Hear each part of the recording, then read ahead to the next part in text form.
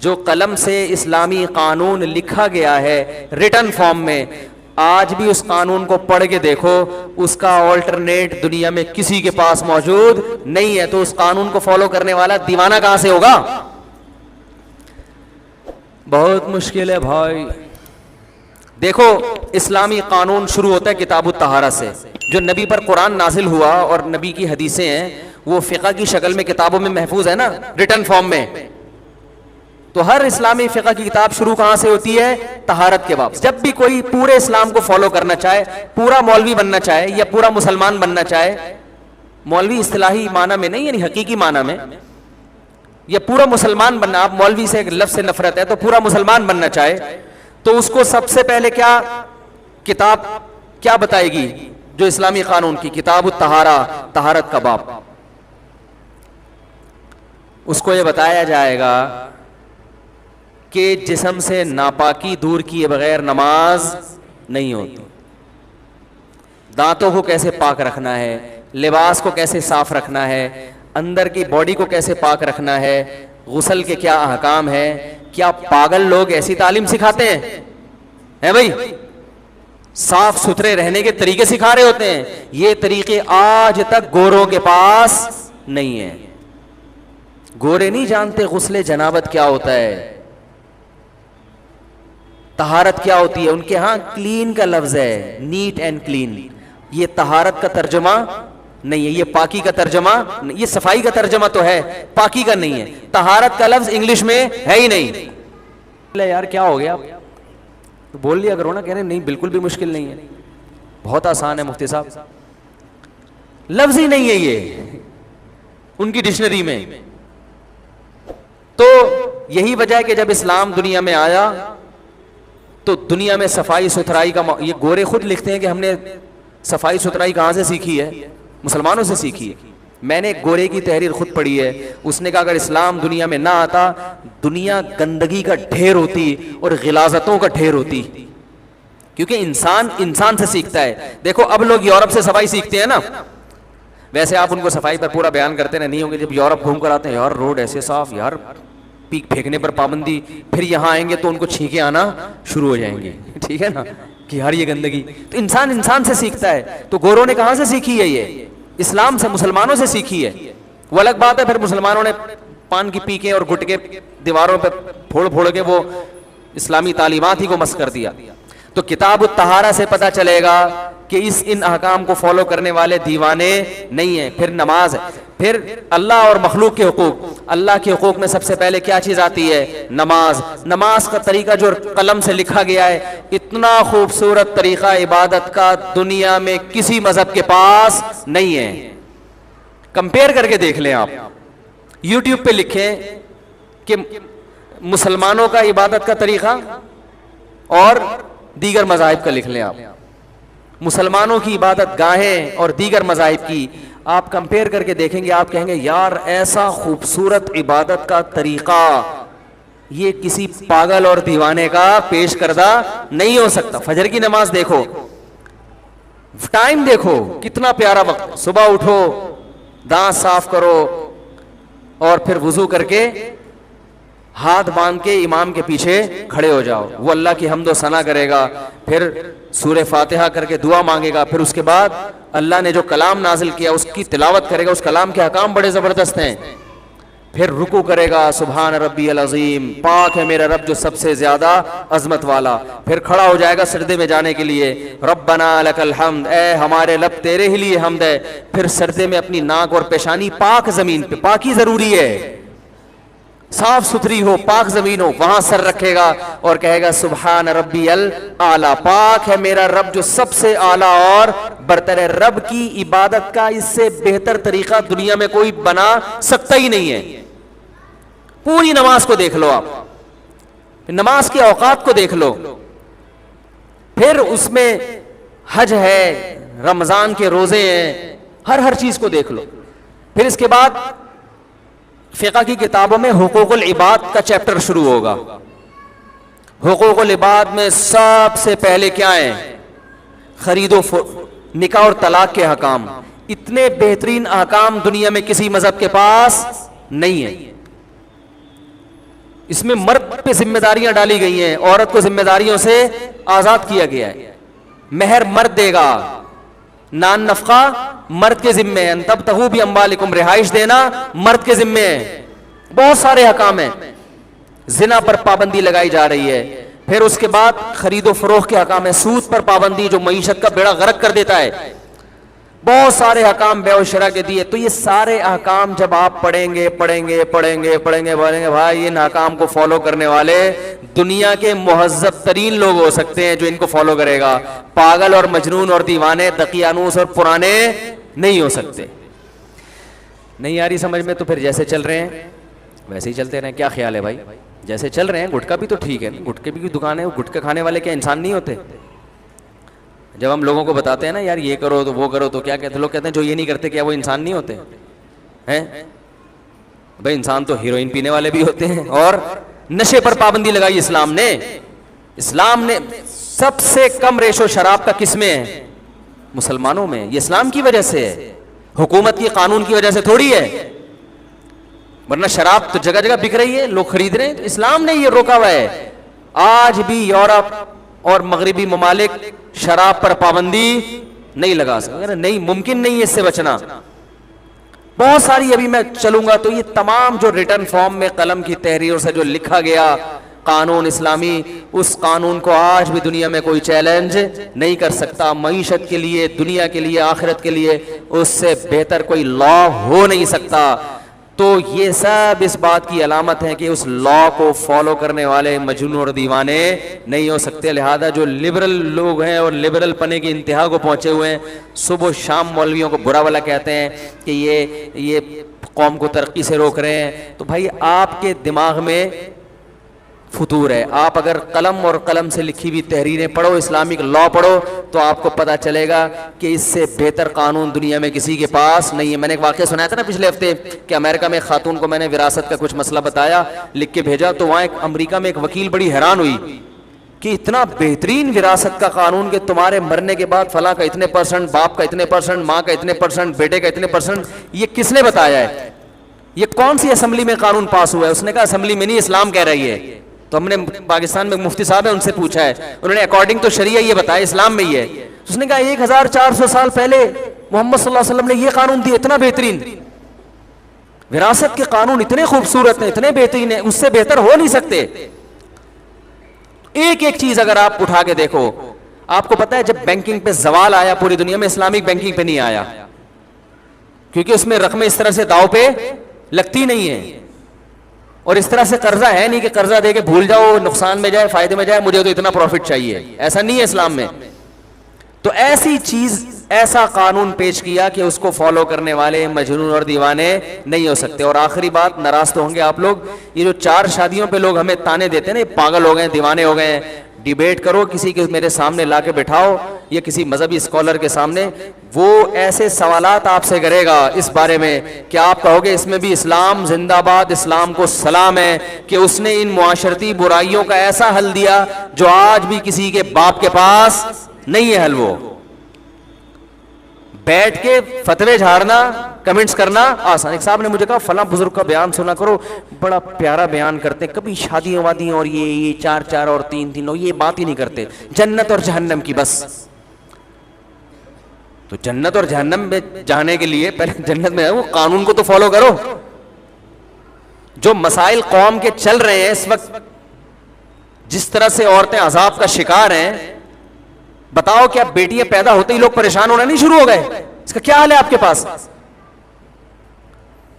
جو نالائق بہنوئی ہے، داماد ہے، چرسی ہیروئن چی مارتا ہے، پیٹتا ہے، لوگ برداشت کیوں کرتے ہیں کہ طلاق کے بعد شادی کہاں کریں گے ہم مسلم؟ صحابہ میں تو ایسا نہیں ہوتا تھا.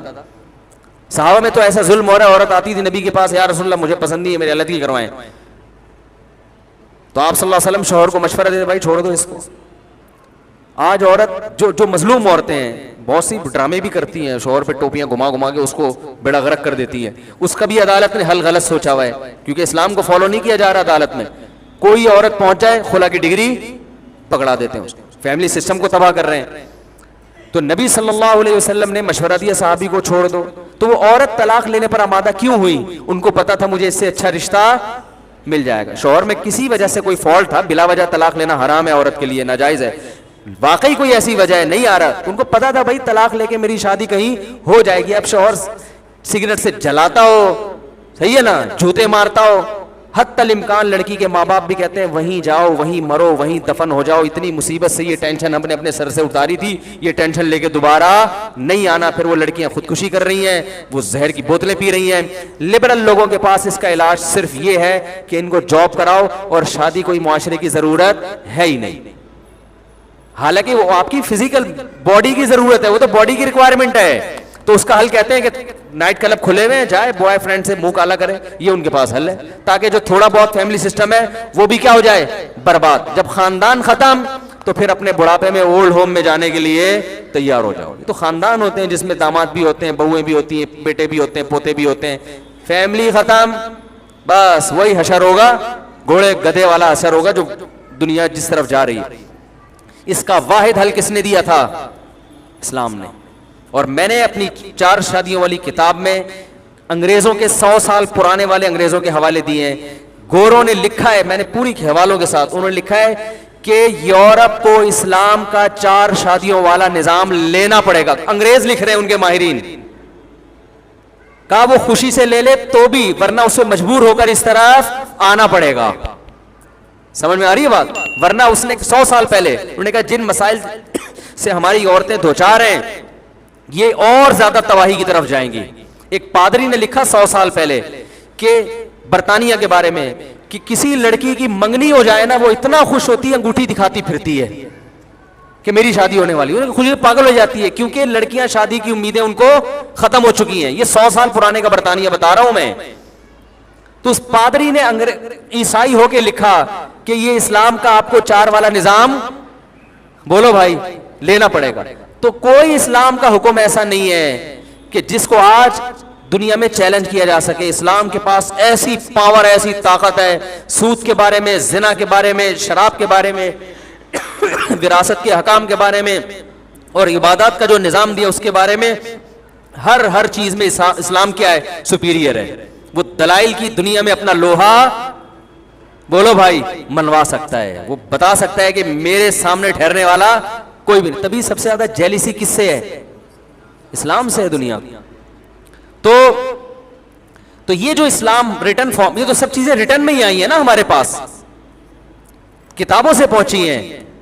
تو یہ ساری کتابیں اس بات پر گواہ ہیں, قلم اور اس سے لکھنے والی تحریریں, کہ جو اسلام کو فالو کرنے والے ہیں دنیا کے ذہین ترین اور سمجھدار ترین لوگ ہیں, وہ مجنون اور دیوانے نہیں ہیں. اللہ کرے یہ بات سب کی عقل میں آ جائے. اچھا میرے بھائی, اس منظر چینل میں سوال کیسے پوچھا جائے؟ وہ وہیں اسی چینل میں جائیں گے تو پتہ چل جائے گا کیسے پوچھا جائے. اپنا ایسا شخص جس کی وضع خطا شریعت کے مطابق نہیں ہے, اگر وہ کوئی دینی کتاب سیرت وغیرہ کی لکھے اور کسی عالم سے تخریج لکھوانا چاہے تو کیا اس کی کتاب بھائی صحیح ہے؟ اگر کتاب اچھی ہے تو وضع خطا دھوتی بنیان میں بھی اگر اچھی بات کہہ رہا ہے تو مان لینی چاہیے نا. کیا خیال ہے بھائی؟ ایک آدمی چٹی بنیان میں آ کے کہتا ہے نماز پڑھو اور لکھ کے دے دیتا ہے کہ پڑھو, تو آپ کہہ رہے ہو کیونکہ اس کی وضع خطا اچھی نہیں ہے لہذا اس کے لکھے ہوئے کا اعتبار کیا ہو گیا؟ ہاں یہ ضرور ہے کہ جب وہ آپ کو چڈی بنیان میں آیا, اس نے لکھ کے دیا کہ نماز پڑھو, تو آپ بھی اس کو لکھ کے بھیجیں کہ پراپر ڈریس پہنو آپ, یہ آپ اس کو ضرور. تو جن صاحب نے وضع قطع اچھی نہیں ہے, کتاب اچھی لکھی ہے, تو آپ ایک کتاب ان کی وضع قطع پہ لکھ دیں, اس کتاب کا بائیکاٹ نہ کریں آپ. بھائی یہ فرقہ وارانہ سوال نہ پوچھا کرو. مفتی صاحب ایڈمن آج کی تاریخ پر پچھلے ہفتے کا بیان اپلوڈ کر رہے ہیں, کیا کر رہے ہو بھائی؟ یہ پھر کیا میڈیکل انشورنس کروانا جائز ہے؟ جائز نہیں ہے. اس پر میں آس مفتی طارق مسعود پر وضاحت سے دلائل سے وہ ریکارڈ کروں. میری کزن مجھ سے ہاتھ ملاتی ہے, جب میں منع کرتا ہوں تو کہتی ہے کسی کا دل توڑنا گناہ ہے.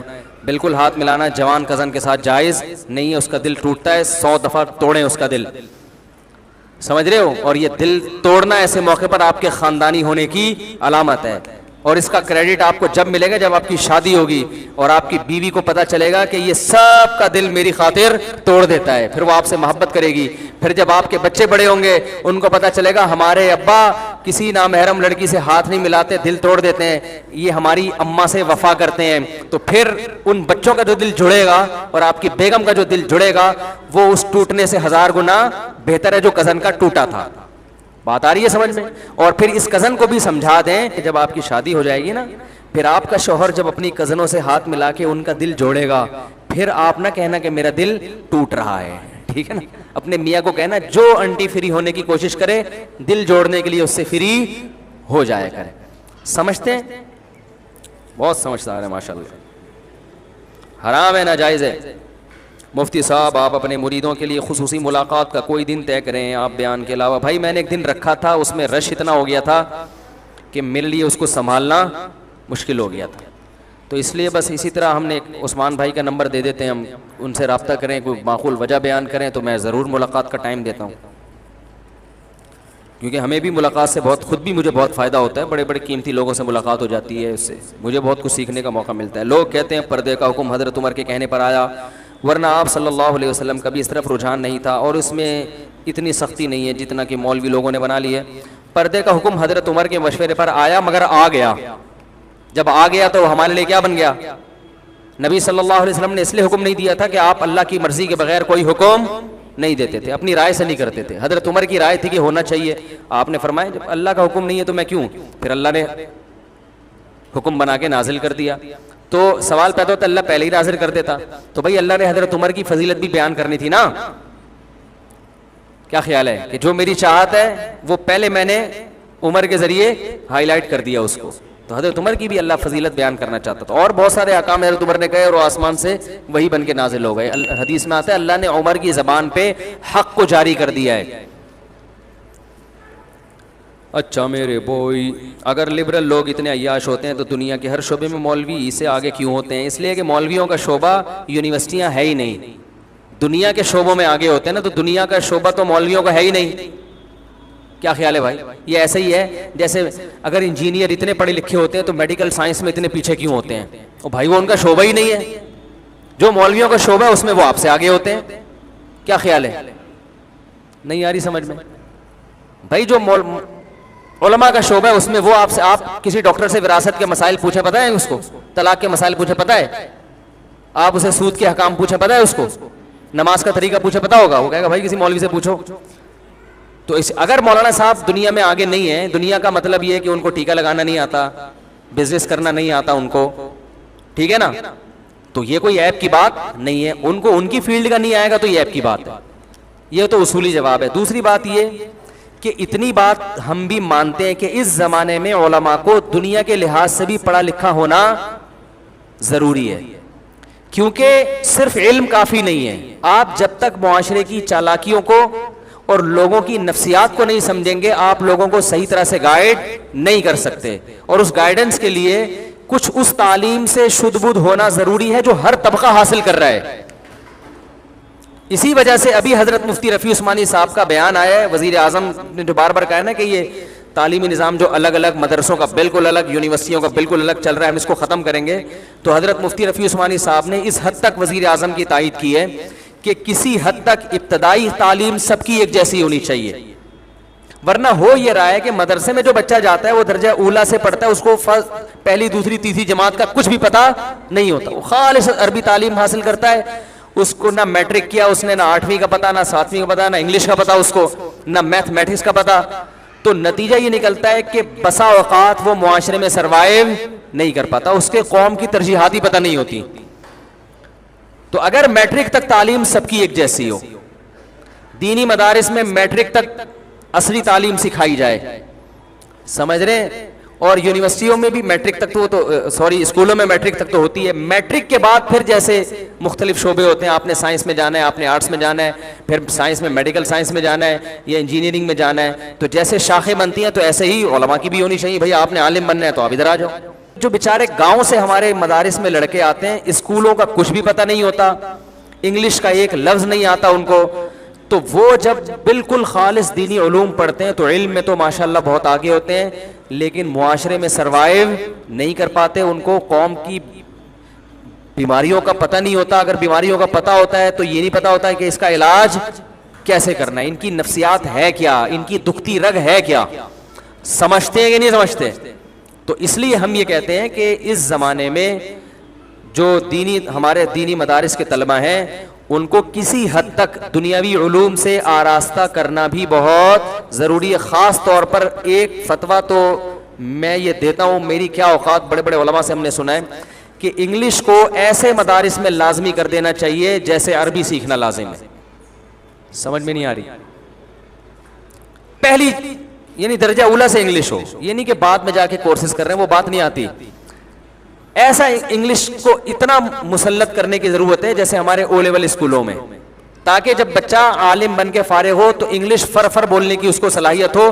کیونکہ اس زمانے میں انگلش آئے بغیر آپ بہت سی معلومات پر مطلع بھی نہیں ہو سکتے. انٹرنیٹ پر جو ریسرچ ملتی ہے اس کا بہت بڑا حصہ انگلش میں ہے, اردو میں نہیں ہے. سمجھ میں آ رہی ہے بات؟ پھر جو قوم جہاں کو جا رہی ہے وہ کون سی زبان ہے؟ وہ انگلش ہے. یونیورسٹیوں میں تقریریں انگلش میں ہو رہی ہیں. تو یعنی معاشرہ جس طرف کو جا رہا ہے تو بہتر ہے نا کہ آپ دوڑ لگا کے پہلے وہاں پہنچ جاؤ, بجائے اس کے کہ جب وہ وہاں پہنچ کے آگے نکل چکے ہوں گے پھر آپ سوچو گے اچھا ہمیں بھی چاہیے کہ وہ جہاز پہ سوار ہونے تو ہمیں بھی چاہیے کوئی فلائٹ پکڑ کے پہنچ جائیں. اب تک ہم کس پہ آ رہے تھے؟ گدھے پہ آ رہے تھے. تو یہ تھوڑا سا اس لحاظ سے مدارس میں چینجنگ کی ضرورت ہے. اور یہ میں تو چھوٹا منہ بڑی بات, حضرت مفتی رفیع عثمانی صاحب نے بھی یہ بات کہی ہے بھی چند دن پہلے بیان میں. سمجھ رہے ہیں؟ نہیں تو پھر جیسے چل رہے ہیں بالکل ویسے ٹھیک ہے. تو اس لیے ہم ماں باپ سے بھی کہتے ہیں کہ اپنے بچوں کو تھوڑا سا پہلے دنیا پڑھا دو, انٹر کرا دو, میٹرک کرا دو, انٹر کرا دو, تھوڑا سا پھر آگے کہاں لے کر آؤ اس کو. اور پھر ہمارے ہاں جامعۃ الرشید میں تو اس کا بڑا اہتمام ہے. جو علماء بھی فتوے کا کام سیکھتے ہیں معاملات میں, خرید و فروخت میں, ان کے لیے اکنامکس پڑھنا لازمی ہو گیا ہے. جامعۃ الرشید ان کو خود ایم اے اکنامکس کرواتا ہے. سمجھ رہے ہیں؟ تو اب ہمارے شاگردوں میں بڑے بڑے پڑھے لکھے بھی آ رہے ہیں ماشاءاللہ, تو وہ ان کو اکنامکس باقاعدہ یعنی پراپر طریقے سے پڑھائی جاتی ہے. تو ایم اے اکنامکس میں وہ کرتے ہیں. خود جامعۃ الرشید الحمدللہ انگلش لینگویج کورس کروا رہا ہے. تو یہ جو بعض حکمران کہتے ہیں کہ دینی مدارس دنیاوی تعلیم سے بالکل دور ہیں, اب سارے مدارس ایسے نہیں ہیں. بہت سے مدارس نے ایسا اچھا ایجوکیشن سسٹم جن میں جامعۃ الرشید اور بھی بہت سے مدارس ہیں. اور یہ تحریک اصل میں شروع کی تھی مولانا ابو الحسن علی ندوی رحمۃ اللہ علیہ نے, کہ علماء کو دنیاوی علوم سے آراستہ ہونا بھی بہت ضروری ہے. ان کی بہت پہلے سے یہ سوچ تھی. انہوں نے کہا ورنہ آپ معاشرے سے پیچھے رہ جاؤ. تو اس کے ہم یقیناً قائل ہیں. تو ایسا ہونا چاہیے. پنجاب میں بھی بہت سے مدارس ہیں, وہ الحمدللہ دونوں تعلیموں کو ساتھ لے کے چل رہے ہیں. مفتی صاحب جو بچہ مردہ پیدا ہو اس کا نماز جنازہ ہوگا؟ نہیں, نماز جنازہ نہیں ہے. مفتی صاحب جو لوگ آپ پر اعتراض کرتے ہیں آپ ممبر پہ بیٹھ کے لطیفہ مذاق کرتے ہیں, اس کا جواب دیں. بھائی ممبر پہ بیٹھ کے کوئی فحش لطیفے تو نہیں ہم سناتے, کوئی بیان کے درمیان میں کوئی ہنسی مذاق کی بات آ جاتی ہے تو وہ اس میں کوئی حرج نہیں ہے. نماز میں خشوع و خضوع کے لیے نماز میں ایک طرف دھیان ہونا کیسا ایسا ہے؟ تو ہماری نمازوں میں بہت خیالات آتے ہیں. دیکھو بھائی بچوں کو ذرا کنٹرول کریں. نماز میں دھیان لگانا فرض ہے, دھیان کا لگنا فرض نہیں ہے. سمجھ رہے ہیں؟ آپ اپنی طرف سے کوشش کریں توجہ دائیں بائیں نہ جائے, پھر بھی جاتی ہے تو معاف ہے, اس پہ زیادہ پریشان ہونے کی چندہ ضرورت نہیں ہے. اپنے قیمتی وقت میں لگا عام لوگوں کو وقت دیں, بتا دیا. اور اس کا جواب پہلے نوکری تھی اسکول سے فارغ ہو کر, بھائی ویسے ٹائم کم ہے مقابلہ سکتے ہیں نا, گھر میں نوکری تھی فارغ ہو کر گھر میں دیر سے آتے تھے, فجر میں آنکھ نہیں کھلتی, نوکری چھوڑ دی 2 مہینے ہوتے آنکھ نہیں کھلتی. خلاصہ میں آخر میں سنا دوں گا. فجر میں آنکھ نہیں کھلتی, الارم دور رکھیں, اتنا پاورفل الارم ہو کہ محلے والوں کے جاگنے کا خطرہ اس سے. اور جب الارم بجے گا تو آپ بستر چھوڑ کر دور جا کے الارم بند کریں گے, تو اس سے کافی حد تک نیند آپ کی دور ہو چکی ہوگی. اس کے باوجود اگر دوبارہ جا کے سو گئے تو پھر یہ پولیس کا کیس ہے, پھر پولیس ہی آپ کو اٹھا سکتی ہے. اگر عدت میں ہو عورت اور اس کے کسی قریبی کا انتقال ہو تو کیا اس کے گھر جا سکتی ہے؟ نہیں جا سکتی. عورت عدت کے دوران اپنے گھر سے نہیں نکل سکتی. اگر عورت کا انتقال اس کے باپ سے پہلے ہو جائے تو کیا باپ کے مرنے کے بعد اس کے بچوں اور شوہر کو وراثت ملے گی؟ عورت کا انتقال اپنے ابا سے بھی پہلے ہو گیا تو پھر باپ کے مرنے کے بعد اس عورت کے بچوں کو وراثت نہیں ملے گی. بیٹے کا بھی یہی حکم ہے, بیٹے کا انتقال ابا سے پہلے ہو گیا تو پھر ابا کے جو بیٹے زندہ ہیں ان کو وراثت ملے گی. جو بیٹا زندگی میں فوت ہو گیا اس کی وراثت ختم. جب اس کی ختم تو اس کی اولاد میں بھی وہ ٹرانسفر نہیں ہوگی. اب لوگ کہتے ہیں پھر وہ بھی یتیم بچوں کا کیا ہوگا؟ تو یاد رکھو وراثت کا مدار اس پر نہیں کہ اس کا کیا ہوگا. وراثت کا مدار اس پر ہے کہ جو قریبی رشتہ موجود ہے تو دور والا بولو بھائی محروم. جب بیٹے موجود ہیں تو پوتوں کو نہیں ملتی, وراثت کا مدار رشتہ داری پر ہے, حاجت اور غربت پہ نہیں ہے. یہی وجہ ہے کہ کروڑ پتی کو بھی اتنی وراثت ملتی ہے جتنی ایک غریب کو ملتی ہے. اب غریب کہے کہ 1 لاکھ میں میرا کیا ہوگا, 1 لاکھ میرے بھائی کو بھی مل رہا ہے, اس کے پاس تو کروڑوں ہیں, 1 لاکھ مجھے بھی مل رہے ہیں, میرے پاس تو کچھ بھی نہیں, 1 لاکھ میں تو میرا کچھ بھی نہیں ہوگا. تو ہم یہ کہیں گے بھائی جتنا تمہارا ابا سے رشتہ ہے اتنا ہے بھائی, تو رشتے میں برابر, تو چاہے فرشتہ ہو یا جن ہو, جب رشتے میں برابر ہیں تو وراثت برابر ملتی ہے.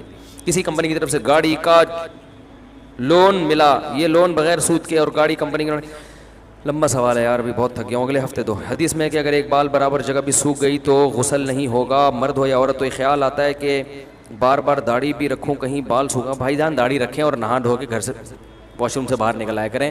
یہ جو وہم ہے کہ ایک بال, یقیناً ایسے یہ بال سوکھا رہ جائے تو غسل بھی نہیں ہوتا, وضو بھی نہیں ہوتا, لیکن جب آپ پانی مگے سے یا شاور سے نہا لیتے ہیں تو گیلے ہو جاتے ہیں. ہاتھ بات اچھی طرح پھیل لیں, جسم پہ گیلے ہو جائیں گے آپ. پھر وہم نہ کریں کہ رہ نہ گیا ہو, اس وہم کا دنیا میں کوئی علاج نہیں ہے. اور داڑھی بھی رکھیں آپ. یہ بتائیں معلومات کے لیے, حضرت صلی اللہ علیہ وسلم پر پہلی ولی نازل ہونے والی سورہ الق تھی, آخری سورت کا نام بتائیں. آخری سورت کا, پوری سورت نازل نہیں ہوئی تھی, آخر کی چند آیتیں نازل ہوئی تھیں, پوری سورت نازل نہیں ہوئی تھی. بعض نے کہا الیوم اکملت لکم دینکم, لیکن صحیح بات یہ کہ اس کے بعد بھی راضی ہوئے, جو مجھے بھی ذہن میں نہیں ہے. انسان اس خوف سے اپنی زوجہ کے قریب نہ جائے کہ غسل کرنا پڑے گا, اور اگر کہیں غسل میں ایک بال برابر جگہ بھی سوکھ گئی تو کیا ہوگا. پاگل ہے, سمجھ رہے ہو, یہ کون ہے, پاگل ہے. تھوڑے دنوں میں ان کی بیگم خود ہی کیس کر دے گی. بھائی جان غسل تو غسل ہے یار, جاؤ نہاؤ, کیوں خوش رہ جاؤ گے. جب سارے جسم پہ پانی ڈال دیا, شاور کے نیچے بیٹھ گئے تو بھیگ جاؤ گے نا پورے. پھر یہ کہنا کہ ہو سکتا ہے بال برابر جگہ خوش رہ جائے, تو یہ پاگل پنے کا علاج کرو, کیونکہ یہ نہیں کرو گے نا اور پاگل ہو جاؤ گے. میں وہمیوں کی کبھی حوصلہ افزائی نہیں کرتا, ان کی جتنے آپ ان کو سمجھائیں گے نا یہ اور وہم ان کا بڑھتا ہے. السلام علیکم مفتی صاحب, درس قرآن کے بعد دعا کروا دیا کریں. بھائی سب لوگ بیان کے بعد دعا کرواتے ہیں, میں اس لیے نہیں کرواتا تاکہ اس دعا کو لوگ لازم نہ سمجھیں. تو اس لیے پوری دنیا میں ایک آدمی ایسا رہنے دو جو بیان کے بعد دعا نہ کروائے, تاکہ لوگوں کو پتہ چلے کہ یہ دعا ضروری نہیں ہے. اور ویسے مجلس کے اختتام کی دعا پڑھ لیتا ہوں, وہ بھی کافی ہے.